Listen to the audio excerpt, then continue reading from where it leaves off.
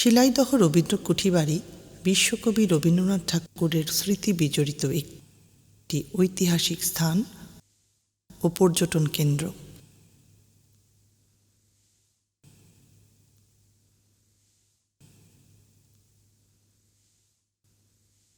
কুষ্টিয়া জেলা সদর থেকে 10 কিলোমিটার উত্তর পূর্ব কোণে গড়াই নদী পেরিয়ে এবং আরও উত্তরে পদ্মা নদীর দক্ষিণ তীরে এই স্থানটির অবস্থান।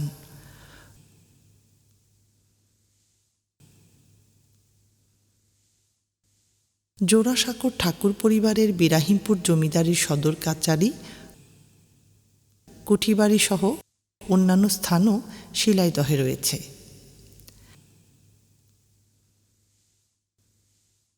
শিলাইদহ নামটি আধুনিক।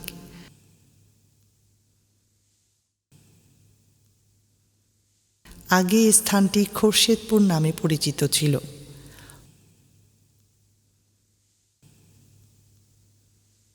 গড়াই এবং পদ্মা নদীর মিলিত প্রবাহের ফলে এ স্থানে একটি গভীর দহ সৃষ্টি হয়।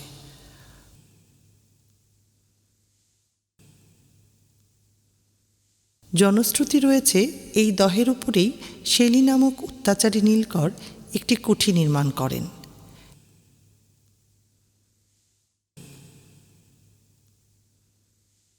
এ কারণে গ্রামটি শেলীদহ নামে পরিচিতি লাভ করে এবং কালক্রমে তা শিলাইদহতে পরিণত হয়।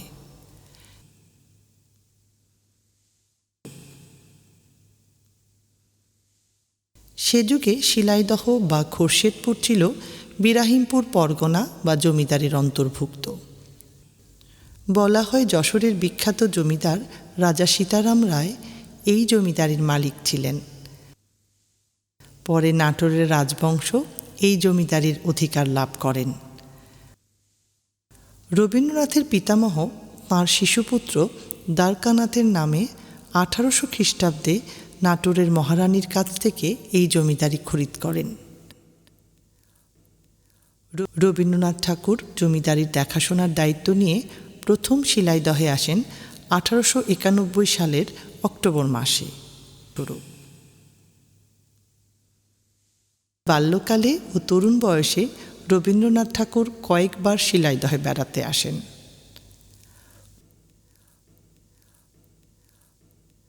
তরুণ বয়সে রবীন্দ্রনাথ ঠাকুর কুষ্টিয়া স্টেশনে নেমে গড়াই নদী দিয়ে নৌকা বা স্টিমারে শিলাইদহ আসতেন। সে সময় তিনি জ্যেষ্ঠ ভ্রাতা জ্যোতিরিন্দ্রনাথের পুরনো কুঠিবাড়িতে বাস করতেন। পরবর্তীকালে বন্যার সময় পদ্মার ভাঙনে পুরনো কুঠিবাড়ির নিকটবর্তী এলাকা পর্যন্ত বিলীন হওয়ার আশঙ্কা দেখা দিলে এই পুরনো বাড়িটি ভেঙে ফেলা হয় এবং পুরনো ভবন সামগ্রী দিয়েই নতুন কুঠিবাড়িটি নির্মাণ করা হয় 1892 সালে।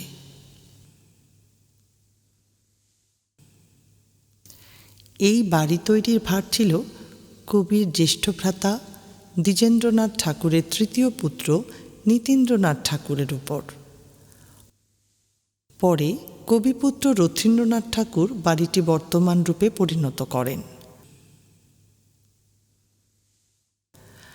1891 থেকে 1901 সালের মধ্যে 1 দশকেরও বেশি সময় রবীন্দ্রনাথ ঠাকুর অনিয়মিত বিরতিতে এখানে অবস্থান করেছেন। এই কুঠিবাড়ি ও পদ্মা বোটে বসে রচিত হয় রবীন্দ্র সাহিত্যের অন্যতম শ্রেষ্ঠ ফসল সোনার তরী, চিত্রা, চৈতালি, কথা ও কাহিনী, খনিকা, নৈবেদ্য ও খেয়ার অধিকাংশ কবিতা, পদ্মাপাড়ের গল্প, নাটক, উপন্যাস, ছিন্ন পত্রাবলী এবং গীতাঞ্জলি ও গীতিমাল্যের গান।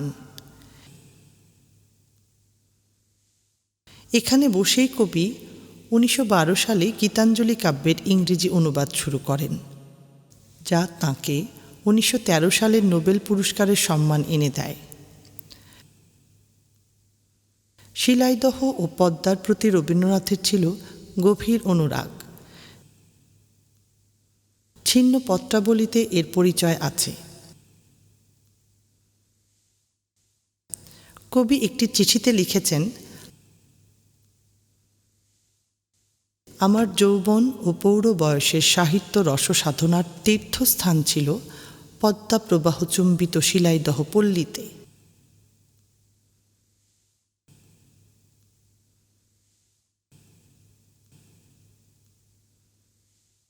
সম্পত্তি ভাগাভাগি হয়ে শিলাইদহ অর্থাৎ বিরাহিমপুর পরগনা ভ্রাতুষ্পুত্র সুরেন্দ্রনাথ ঠাকুরের অংশে পড়লে তিনি 1922 সালে সুরেন্দ্রনাথের বিশেষ আগ্রহে শেষবার শিলাইদহে আসেন।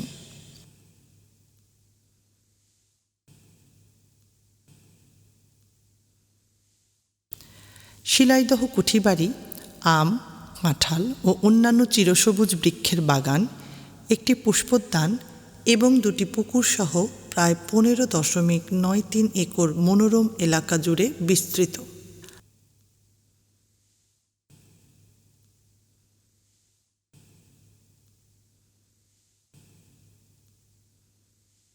বাগানের মধ্যে প্রাচীর বেষ্টিত আড়াইতলা ভবনটি অবস্থিত।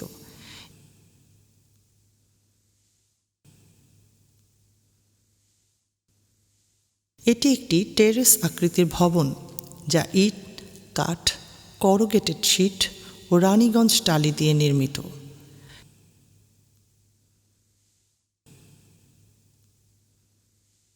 নিচতলা ও দোতলায় বিশাল কেন্দ্রীয় হলকক্ষ সহ এতে বিভিন্ন আকারের মোট 15টি কক্ষ রয়েছে।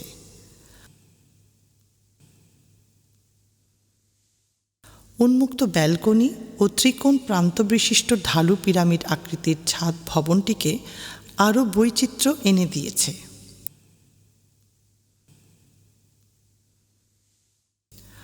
কুঠিবাড়ি ভবনটি একটি আকর্ষণীয় প্রবেশ তোরণ সহ বেষ্টনী প্রাচীর দিয়ে ঘেরা ভবন।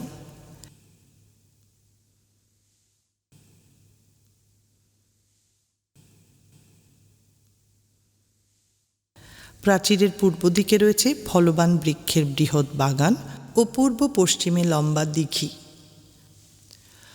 কুঠিবাড়ির মূল আঙিনায় রয়েছে একটি উন্মুক্ত পাঠশালা, পেছনে রয়েছে টেনিস কোর্ট, এছাড়াও রয়েছে পাতকুয়া, রান্নাঘর। পশ্চিমে আরও একটি বড় পুকুর, যার শান বাঁধানো ঘাটের প্রবেশপথের দুধারে কবি স্বহস্তে 2টি বকুল বৃক্ষ রোপণ করেন।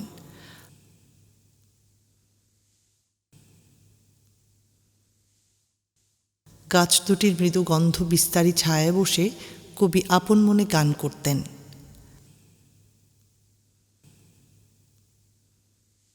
(1961 সালের 3 আগস্ট শিলাইদহ কুঠিবাড়ি সংরক্ষিত পুরাকীর্তি হিসেবে গেজেটভুক্ত হয়।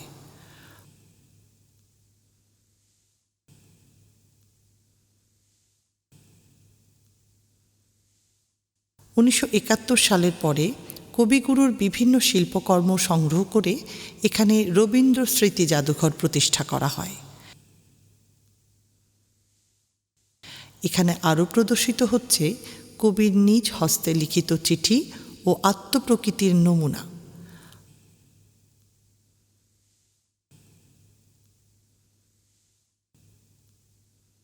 প্রথম তলার মাঝখানের কক্ষে প্রদর্শিত হচ্ছে খাজনা আদায়ের টেবিল।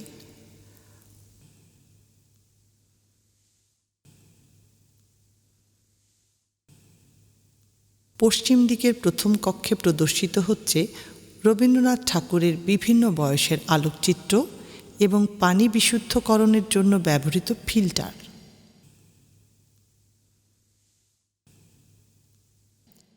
এর পরের কক্ষে প্রদর্শিত হচ্ছে ঘাস কাটার মেশিন, যেটি ইংল্যান্ড থেকে আনা হয়েছিল।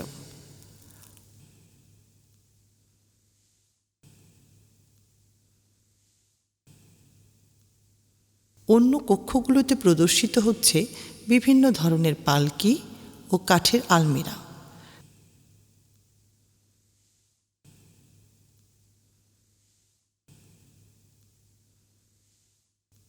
দ্বিতীয় তলায় প্রদর্শিত হচ্ছে পালঙ্ক, পন্টুন, চঞ্চলা ও চপলা নামের 2টি স্পিডবোট, যে নৌকা করে কবিগুরু ঘুরে বেড়াতেন পদ্মার বুকে। এখানে প্রতি বছর জাতীয় পর্যায়ে 25শে বৈশাখ কবিগুরুর জন্মবার্ষিকী পালিত হয়।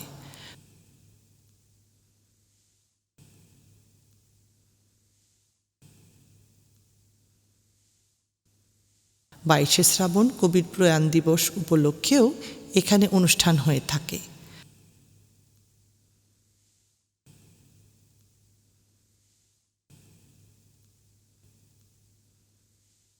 দেশ বিদেশ থেকে আগত অসংখ্য দর্শনার্থী ও পর্যটকদের পদচারণায় মুখর হয়ে ওঠে বিশ্বকবি রবীন্দ্রনাথ ঠাকুরের স্মৃতিধন্য এই অঙ্গন।